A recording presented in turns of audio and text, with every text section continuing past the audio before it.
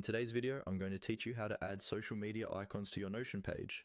This is a simple way to make your pages look more polished and professional, especially if you're building a personal dashboard, a content planner, or a portfolio. We'll be using free icons from the web and placing them directly into Notion, and I'll walk you through each part of the process so you can easily follow along. First, open the Notion page where you want to add your social media icons.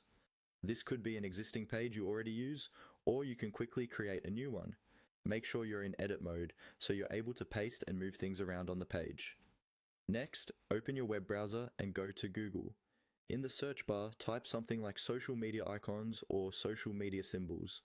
You'll see lots of results, but for this tutorial we're going to use a popular icon site called Flaticon. In the search results, look for the Flaticon website and click on it to open. Once you're on the Flaticon site, you'll see a search bar at the top.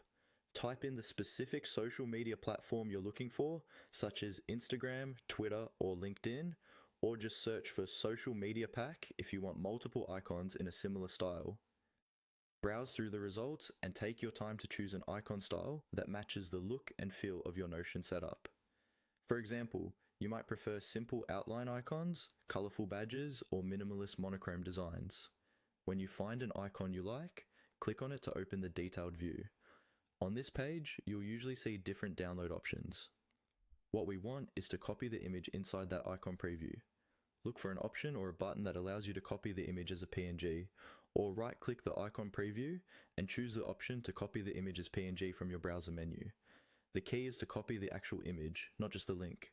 Now, go back to your Notion page. Decide exactly where you want the icon to appear, then right-click in that spot on the page. From the menu that appears, select Paste.